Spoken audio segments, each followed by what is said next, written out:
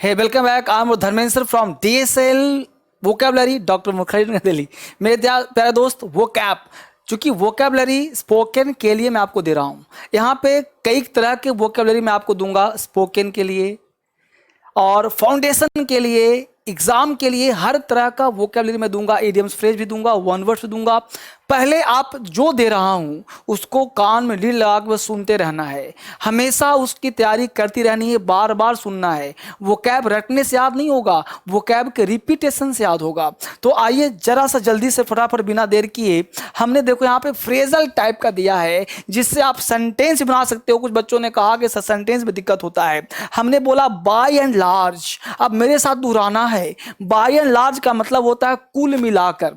Bye and large का मतलब कुल मिलाकर हम क्या बोलते हैं? कुल मिलाकर मेरठ एक अच्छा शहर है, कुल मिलाकर दिल्ली एक अच्छा शहर है, कुल मिलाकर पटना एक अच्छा शहर है। तो जो भी आपको बाय एंड लार्ज बोलना हो, कुल मिलाकर तुम एक अच्छे आदमी हो, कुल मिलाकर वह मेरा एक अच्छा दोस्त है, कुल मिलाकर बात यह है। तो by and large Meerut is a good city.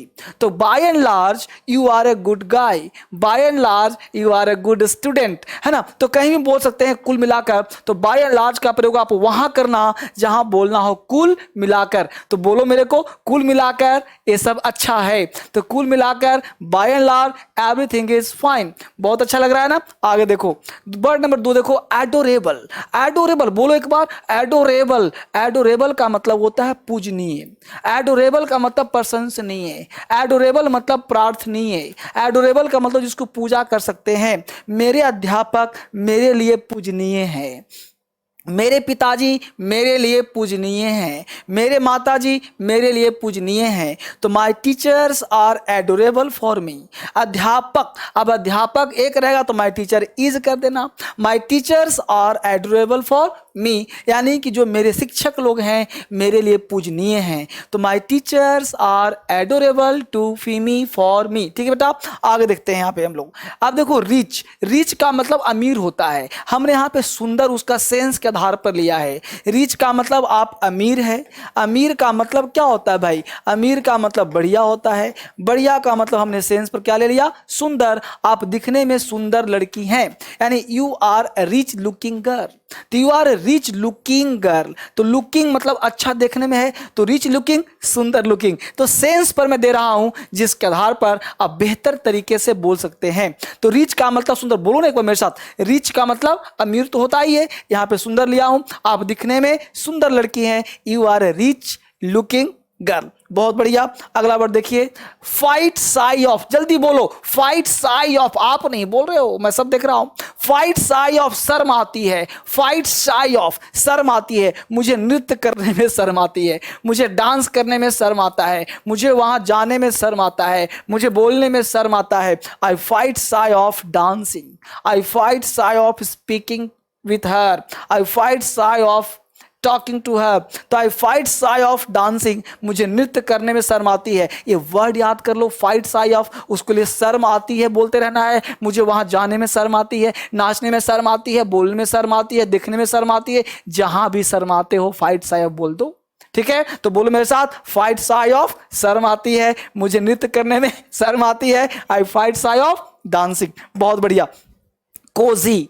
Cozi आपने देखा होगा, लक्स कोजी का बनियान पहनते हो, है ना। तो कोजी का मतलब होता है आरामदायक। कोजी, कोजी आरामदायक, यानी यह कुर्सी बहुत आरामदायक है, यह बेड बहुत आरामदायक है। तो आरामदायक, यह कुर्सी बहुत आरामदायक है। This chair is very Cozi, this bed is very Cozi, है ना। तो कोजी का मतलब आरामदायक। लक्स कोजी का आपने प्रचार सुना ही होगा।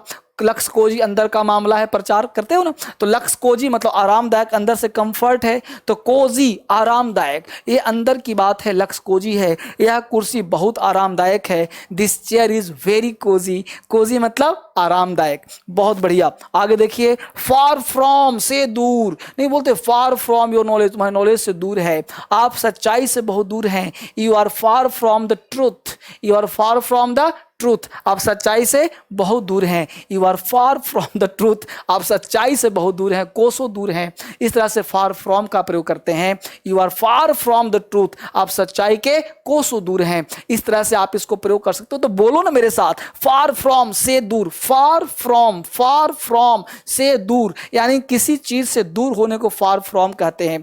आप सच्चाई से बहुत दूर हैं। You are far from the truth, आप उस व्यक्ति से बहुत दूर हैं। You are far from that person, you are far from the DSL, है ना। इस तरह से आप प्रयोग कर सकते हो। आगे देखो, एट होम इन। एट होम इन का मतलब होता है किसी चीज में निपुण होना, किसी चीज में मास्टरी होने को एट होम इन कहते हैं।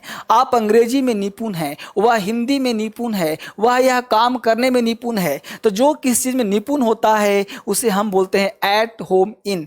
You are at home in English, you are at home in English, तुम अंग्रेजी में निपुण हो। वह हिंदी में निपुण है, ही इज एट होम इन हिंदी। वह बांग्ला में निपुण है, ही इज एट होम इन बांग्ला। तो बोलो मेरे साथ, एट होम इन का मतलब डेक्सटरस, एट होम इन का मतलब एक्सपर्ट है, निपुण है। एट होम इन एक फ्रेज है, जबरदस्त वर्ड है। एट होम इन, निपुण होना। You are at home in English, right. तो बहुत बढ़िया वर्ड है। इस तरह से इसको आप देखिए। रस्टिक, रस्टिक कहते हैं ग्रामीण को, रस्टिक कहते हैं देहाती को। जो चीज गांव से बिलोंग करता है, देहात से बिलोंग करता है, उसे हम रस्टिक कहते हैं। यह देहाती फिल्म है। This is a rustic movie, this is a rustic movie, यह देहाती मूवी है। This is a rustic movie. यह सेंटेंस हो गया रस्टिक।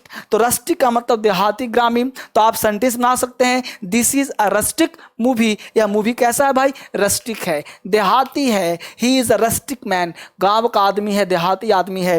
तो रस्टिक का मतलब देहाती। बड़ा मजेदार वर्ड मिला है आज। इट गोज विदाउट सेइंग, देखो कितना अच्छा वर्ड है। इट गोज विदाउट सेइंग, कहने की जरूरत नहीं है। ये वर्ड टाइप का है, फ्रेज टाइप का है। याद कर लिया, 4 चांद लगे। आपको बोलने में मजा आ जाएगा। इट गोज विदाउट सेइंग, कहने की जरूरत नहीं है। एक लाइन भी बोल दिया सिर्फ ना, तो वो आपको याद हो जाएगा। कहने की जरूरत नहीं है कि आप एक अच्छे अध्यापक हैं, कहने की जरूरत नहीं है कि आप एक अच्छे अध्यापक हैं, तो है ना। तो it goes without saying that you are a good teacher. It goes without saying, it goes without saying, बार बार सुनना है, बार बार बोलना है। जितनी बार बोलोगे उतना याद होगा। It goes without saying, it goes without saying, it goes without saying that you are a good teacher. It goes without saying you are a handsome guy. It goes without saying you are a good student. It goes without saying my father is a good man. इस तरह से आप कई sentence को बोल सकते हो। बड़ा मजा आएगा जब आप बोलोगे, दोहराओगे मेरे साथ, और बड़ा बढ़िया लगेगा आपको। इसको बार बार बोलो, तब आपको बार बार याद हो जाएगा। हैव लॉस्ट, खो गए हो। हैव लॉस्ट, कहाँ खो गए हो? हैव लॉस्ट, आप कहाँ खो गए हो? वेयर हैव लॉस्ट, आप कहाँ। कितना बढ़िया वर्ड है। इसको आप जितनी बार देखोगे आपको नया लगेगा। ये DSL वोकैबुलरी आपके लिए तो बनाया हूँ ताकि मेरा कोई स्टूडेंट हर तरह के वोकैब सीखे, हर तरह का अंग्रेजी सीखे और मजा आ जाए और उसको एक अलग तरह का पहचान बन जाए। हैव लॉस्ट, खो गए हो। आप कहाँ खो गए हो? Where have lost, where have you lost, आप कहाँ खो गए हो? Where have you lost. इसको दोबारा फिर से सुनो एक बार। और मैं एक बात बताऊं आपको, वोकैबुलरी वह चीज है जो जितना रिपीटेशन करोगे, जितना रिपीट होगा, बार बार रिपीट करोगे, उतना जल्दी आपका तैयार होगा। तो मेरे भाई, इसको जरूर बोलिए और बार बार बोलिए। आपके लिए बनाता हूं, मेहनत करता हूं ताकि आपको तैयार हो जाए और अंग्रेजी बेहतर तरीके से आप बोल पाओ। इस तरह से फिर से मिलते हैं आपके साथ एक नए वीडियोस में। आपके लिए लेकर आता हूं एक नया तूफानी वीडियोस। तब तक के लिए आप सबका बहुत बहुत धन्यवाद। Thank you very much. Take care of yourself.